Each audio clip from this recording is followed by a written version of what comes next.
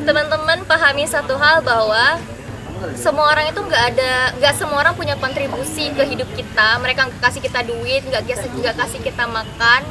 Mereka cuman bisa mengkomentarnya. Dari sisi pengalaman aku ya, selama 3 tahun kurang lebih di berkuliah dan aktif berorganisasi juga, kesehatan mental itu pasti cukup terganggu ya kalau kita punya keringat nih.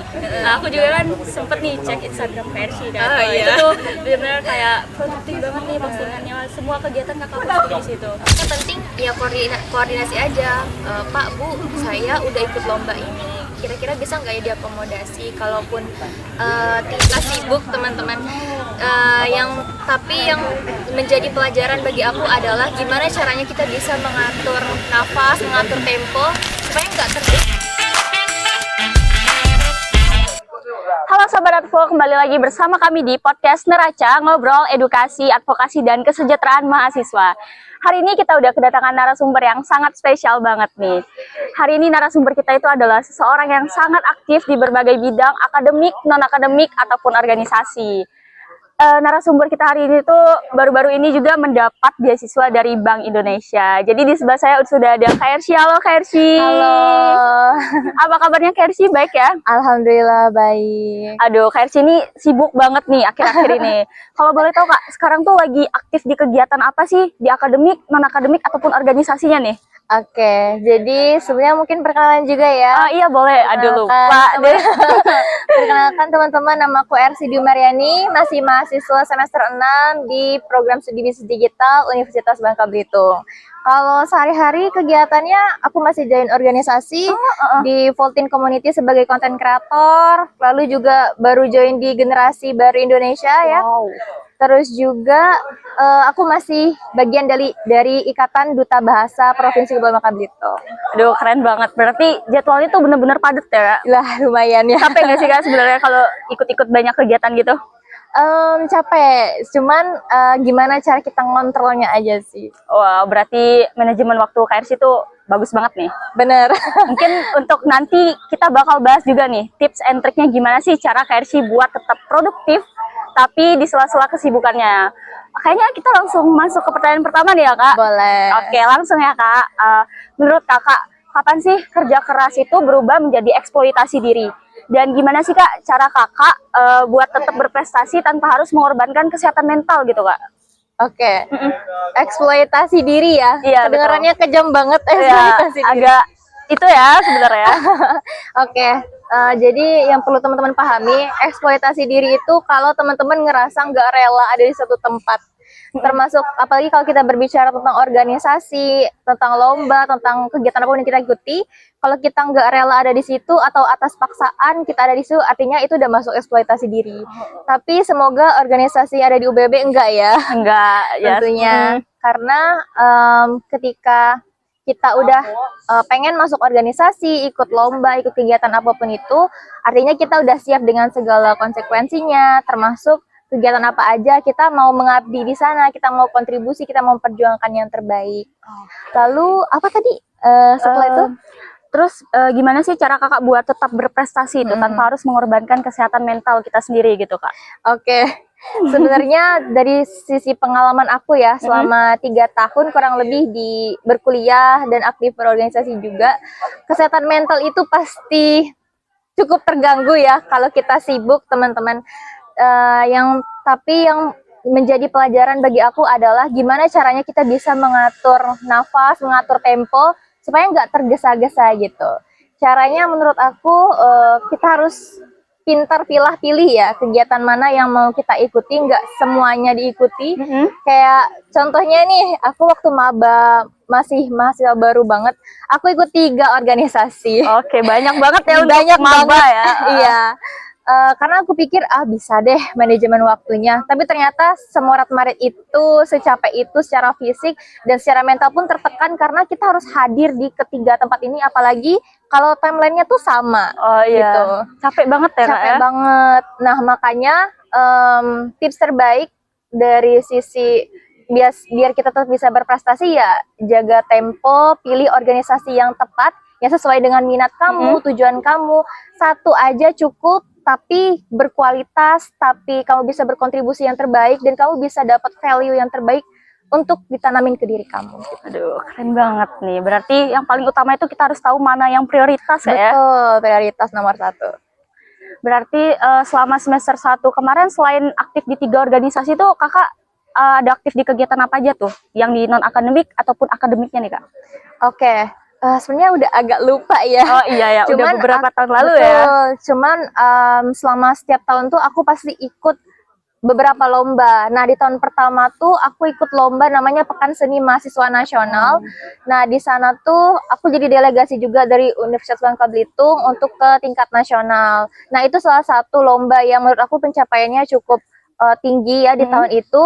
Dan sisanya tuh di balik itu banyak sekali kegagalan sebetulnya.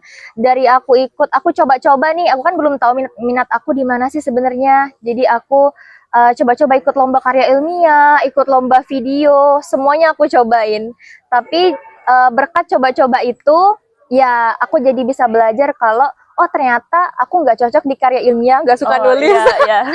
Oh ternyata aku cocoknya di video, aku cocoknya di sini. Nah dari sana aku bisa tahu nih, ternyata oh aku minatnya di bagian video, seneng konten gitu. Nah dari sanalah aku mulai kayak oh aku harus mengasah keterampilan aku tuh di bagian itu gitu. Luar biasa. Berarti kakak juga dari yang awalnya tuh banyak ikut kegiatan, akhirnya kakak juga pelan-pelan itu mensortir juga ya kak, Nah, mana yang betul. benar-benar penting, Iya, mana yang betul. enggak, dan yang paling penting itu kita tuh tahu dulu passion kita tuh sebenarnya di mana gitu ya. Betul, gitu. Aduh, luar biasa sih kakak di sela-sela kesibukan gitu masih tetap bisa ya. Oke, mungkin next ya kak di pertanyaan yang kedua nih kak. Oke. Jujur nih kak, kadang lihat orang lain prestasinya tuh banyak banget dan mereka tuh sering kan posting di media sosial. Akhirnya tuh bikin kita tuh kadang mikir kalau kita tuh harus lari gitu. Oh, Supaya kita tuh bisa kayak mereka gitu kan. Nah, tapi cara kakak nih buat tetap santai tapi pasti dan ngatur kendali kapan waktunya publikasi sama kapan waktunya istirahat total buat diri sendiri itu gimana sih kak? oke.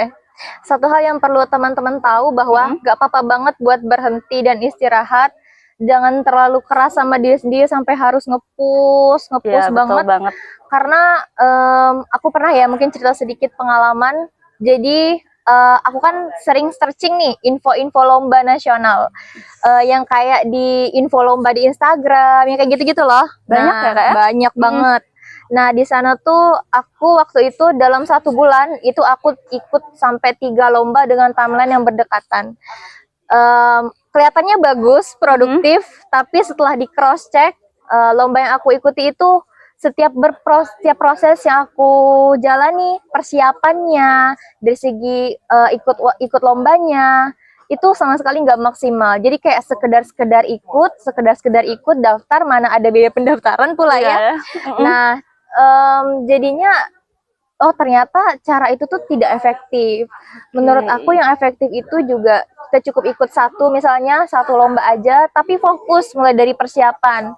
Totalitas apa aja yang kita butuhkan. Misalnya kita mau ikut lomba apa ya misalnya karya ilmiah misalkan.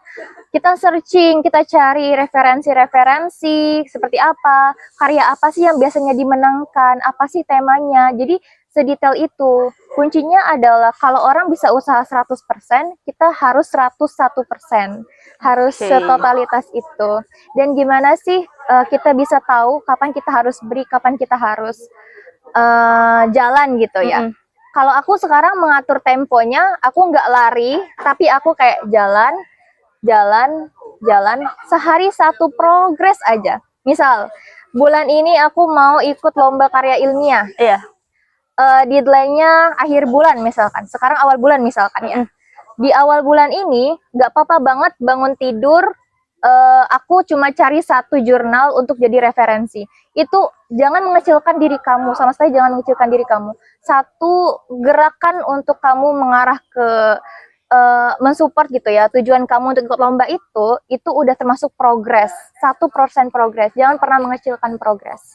Kalau dari aku itu sih, jadi kamu bisa mengatur tempo sehingga kalau kamu diri kamu ngerasa kamu udah capek nih, nggak apa-apa banget untuk take a break buat istirahat dan nggak perlu maksain diri, nggak perlu berlomba sama orang lain, karena kamu cukup jadi lebih baik dan itu cukup menurut aku. Aduh, keren banget. Berarti yang paling pertama itu nggak apa-apa lambat, yang penting itu tuh tepat ya Kak. Benar. Walaupun mungkin lambat, yang penting itu selalu ada progresnya gitu. Betul. Karena kita itu kan nggak bisa harus terus-menerus menyamakan diri kita dengan orang lain ya. Karena setiap orang itu sudah punya porsi dan mungkin rezeki yang sudah diatur dengan Tuhan masing-masing gitu ya. Betul. Keren banget. Mungkin untuk pertanyaan yang terakhir nih Kak. Iya. Tapi sebelum ke pertanyaan terakhir, boleh dong mungkin Kakak spill sedikit nih, gimana sih tips and trick Kakak itu dalam mengatur atau time management Kakak tuh di sela-sela kegiatan Kakak yang padat banget nih, yang produktif banget nih, sama mungkin waktu kuliah yang banget padatnya gitu. Gimana tuh Kak?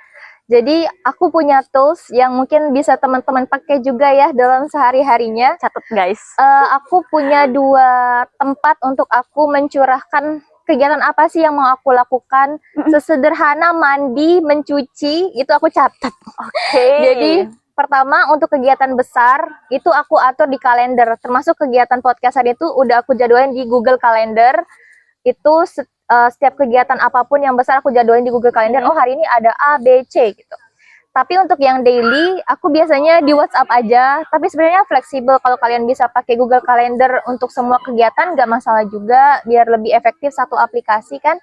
Aku biasanya di WhatsApp yang suka ada grup sendiri gitu loh. Oh, nah, gitu ya? Iya, Oh, grup sendiri gitu.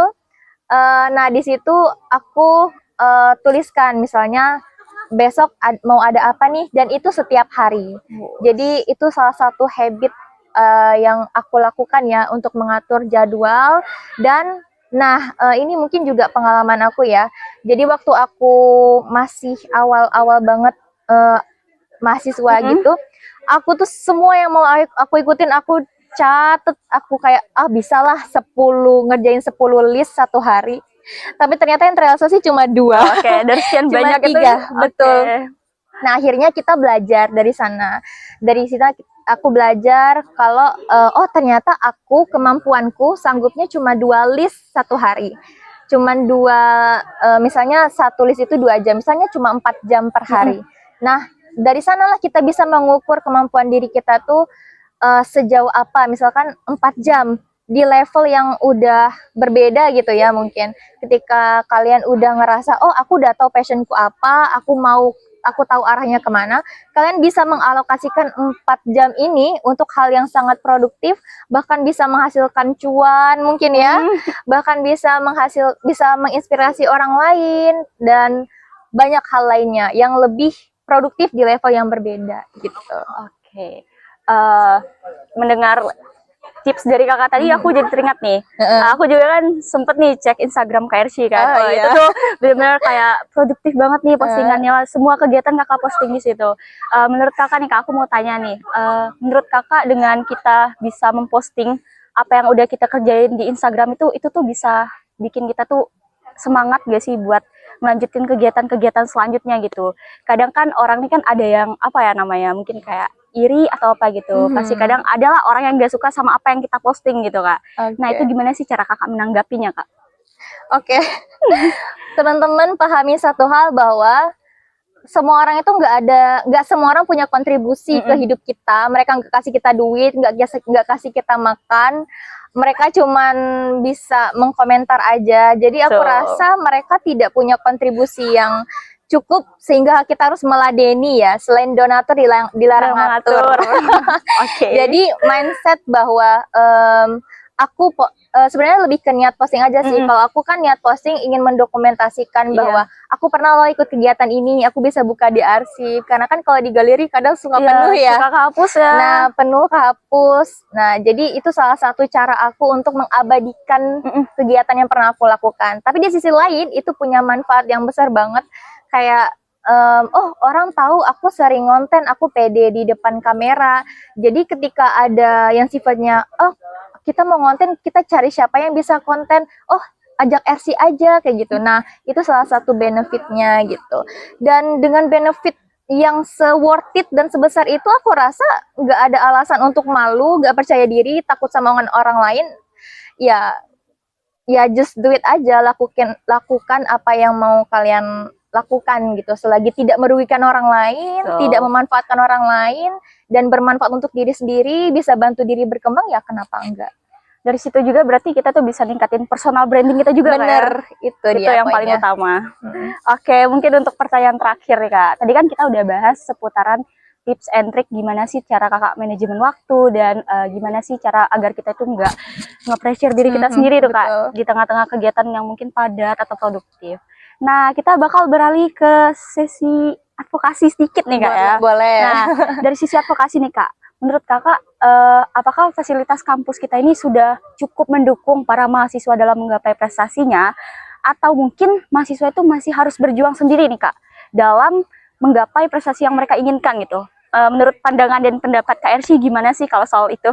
Oke, kalau sejauh pengalaman aku ya, di Universitas Bangka Belitung sendiri gitu, ada program-program yang memang disupport, baik itu dari segi persiapannya didanai, dari segi transportasi didanai, penginapan dan segala macam, itu kalau kegiatannya di bawah Kementerian Pendidikan. Jadi kalau di dalam di bawah Kementerian Pendidikan itu tuh disupport, misalnya program PKM, P2MW ya yang umum, Peksiminas kemarin juga, KDMI, dan masih banyak lainnya. Itu disupport 100% dari kampus. Jadi termasuk pelatihnya juga. Jadi kita nggak mengeluarkan sedikit pun, cuman ya tenaga dan pikiran dan waktu aja. Serta niat mungkin nggak ya? Iya, niat yang Nah, paling yang paling penting. utama ya. Tapi kalau ada beberapa lomba yang mungkin nggak di bawah Dikti ya, kayak kemarin aku pertukaran pemuda antar provinsi tuh di bawah Kemenpora, Kementerian Pemuda dan Olahraga. Jadi kampus bahkan nggak tahu kalau ada program itu gitu.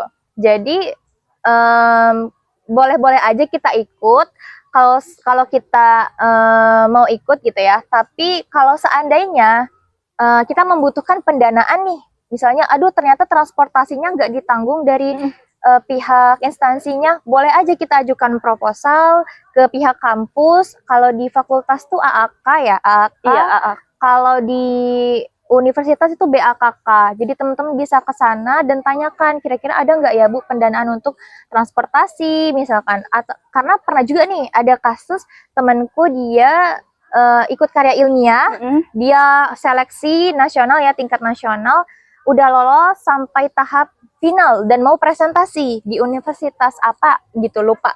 Nah, sehingga harus berangkat, harus ada uang kan ya. Iya, betul. Nah, dari sana dia mengajukan pendanaan dan bisa gitu.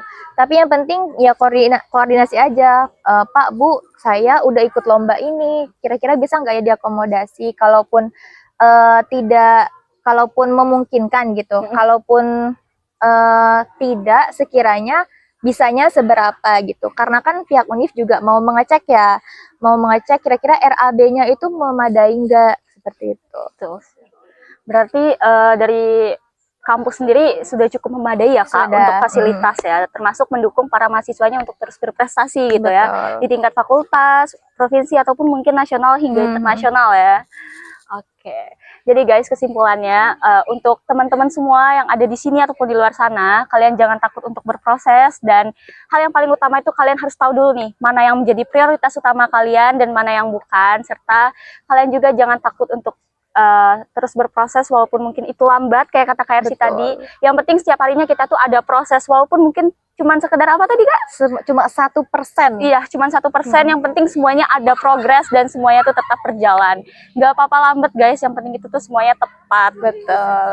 Dan untuk kampus sendiri kalian jangan takut ya, kayak kata Kak Ersy tadi, yang penting kalian itu nggak takut untuk bertanya gitu ke pihak kampus. Kalau kalian punya niat dan udah usaha, semuanya tuh pasti ada jalannya. Mungkin sekian untuk podcast Neraca kita hari ini. Terima kasih juga ya untuk Kak Ersy udah meluangkan waktu di sela-sela kesibukannya dan di sela-sela waktunya yang sangat padat ini ya. Semoga kegiatan Kak Ersy lancar semua ya Kak. Amin. Dari Semoga akademik juga, ataupun enggak. iya, semoga juga dari Advokesma ya, Iya. dari BEM Fakultas Ekonomi dan Bisnis semakin menyala ya. Amin. Semakin keren program-programnya, dan terima kasih undangannya. Sama-sama. Kita juga senang banget karena Kak Ersy udah menyempatkan untuk hadir di sini ya Kak. Semoga apa yang udah Kersi sampaikan tadi bisa bermanfaat untuk kita, dapat kita terapkan juga dalam kehidupan sehari-hari kita di kampus maupun di luar kampus. Ambil hal-hal positif dan hal-hal baik yang udah disampaikan oleh Kersi. Mungkin cukup sekian dari kita, sampai jumpa lagi di podcast Neraca kita di bulan depan. Bye-bye. Bye-bye.